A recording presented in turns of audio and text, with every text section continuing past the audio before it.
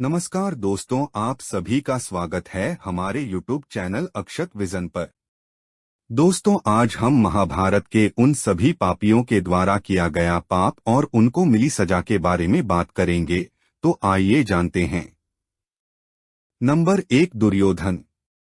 दुर्योधन ने उस अबला स्त्री यानी द्रौपदी को अपनी जंघा दिखाकर उस पर द्रौपदी को बैठने के लिए कहा था, तो भीम ने उसकी जंघा तोड़ी। नंबर 2, दुःशासन। दुःशासन ने छाती ठोकी तो उसकी छाती फाड़ दी गई। नंबर 3, महारथी कर्ण। महारथी कर्ण ने एक असहाय स्त्री के अपमान का समर्थन किया, तो श्री कृष्ण ने असहाय दशा में ही उसका वध कराया। नंबर 4, महामहिम भीष्म। महामहिम भीष्म ने यदि प्रतिज्ञा में बंधकर एक स्त्री के अपमान को देखने और सहन करने का पाप किया, तो असंख्य तीरों में बिंधकर अपने पूरे कुल को एक एक कर मरते हुए भी देखा। भारत का कोई बुजुर्ग अपने सामने अपने बच्चों को मरते देखना नहीं चाहता, पर भीष्म अपने सामने 4 पीढ़ियों को मरते देखते रहे। जब तक सब देख नहीं लिया तब तक मर भी न सके। यही उनका दंड था। नंबर 5, धृतराष्ट्र। धृतराष्ट्र का दोष था पुत्रमोह, तो 100 पुत्रों के शव को कंधा देने का दंड मिला उन्हें। 100 हाथियों के बराबर बल वाला धृतराष्ट्र सिवाय रोने के और कुछ नहीं कर सका। रुकिए, दंड केवल कौरव दल को ही नहीं मिला था, दंड पांडवों को भी मिला। नंबर 6, अर्जुन। द्रौपदी ने वरमाला अर्जुन के गले में डाली थी, सो उनकी रक्षा का दायित्व सबसे अधिक अर्जुन पर था। अर्जुन यदि चुपचाप उनका अपमान देखते रहे तो सबसे कठोर दंड भी उन्हीं को मिला। अर्जुन पितामह भीष्म को सबसे अधिक प्रेम करते थे, तो कृष्ण ने उन्हीं के हाथों पितामह को निर्मम मृत्यु दिलाई। अर्जुन रोते रहे पर तीर चलाते रहे। क्या लगता है अपने ही हाथों अपने अभिभावकों भाइयों की हत्या करने की ग्लानि से अर्जुन कभी मुक्त हुए होंगे क्या? नहीं, वे जीवन भर तड़पे होंगे। यही उनका दंड था। नंबर 7, युधिष्ठिर। युधिष्ठिर ने स्त्री को दांव पर लगाया तो उन्हें भी दंड मिला।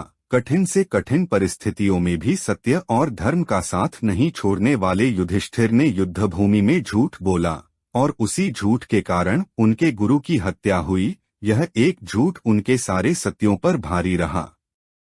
धर्मराज के लिए इससे बड़ा दंड क्या होगा? नंबर 8, बलराम। दुर्योधन को गदायुद्ध सिखाया था स्वयं बलराम ने। एक अधर्मी को गदायुद्ध की शिक्षा देने का दंड बलराम को भी मिला। उनके सामने उनके प्रिय दुर्योधन का वध हुआ और वे चाह कर भी कुछ न कर सके। उस युग में 2 योद्धा ऐसे थे जो अकेले सबको दंड दे सकते थे, कृष्ण और बर्बरीक। पर कृष्ण ने ऐसे कुकर्मियों के विरुद्ध शस्त्र उठाने तक से इनकार कर दिया और बर्बरीक को युद्ध में उतरने से ही रोक दिया। लोग पूछते हैं कि बर्बरीक का वध क्यों हुआ? यदि बर्बरीक का वध नहीं हुआ होता तो द्रौपदी के अपराधियों को यथोचित दंड नहीं मिल पाता। कृष्ण युद्धभूमि में विजय और पराजय तय करने के लिए नहीं उतरे थे, कृष्ण कृष्णा के अपराधियों को दंड दिलाने उतरे थे। कुछ लोगों ने कर्ण का बड़ा महिमामंडन किया है, पर सुनिए, कर्ण कितना भी बड़ा योद्धा क्यों न रहा हो, कितना भी बड़ा दानी क्यों न रहा हो, एक स्त्री के वस्त्रहरण में सहयोग का पाप इतना बड़ा है कि उसके समक्ष सारे पुण्य छोटे पड़ जाएंगे। द्रौपदी के अपमान में किए गए सहयोग ने यह सिद्ध कर दिया और उसका वध ही धर्म था। स्त्री कोई वस्तु नहीं कि उसे दांव पर लगाया जाए। कृष्ण के युग में 2 स्त्रियों को बाल से पकड़कर घसीटा गया। देवकी के बाल पकड़े कंस ने और द्रौपदी के बाल पकड़े दुःशासन ने। श्री कृष्ण ने स्वयं दोनों के अपराधियों का समूल नाश किया।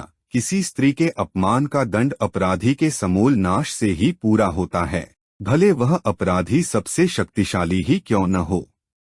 यदा यदा ही धर्मस्य ग्लानिर्भवति भारत अभ्युत्थानमधर्मस्य तदात्मानं सृजाम्यहम् परित्राणाय साधूनां विनाशाय च दुष्कृतां धर्म संस्थापनार्थाय संभवामि युगे युगे। दोस्तों, वीडियो अच्छी लगी तो प्लीज वीडियो को लाइक कर दें और चैनल को सब्सक्राइब कर दें। धन्यवाद।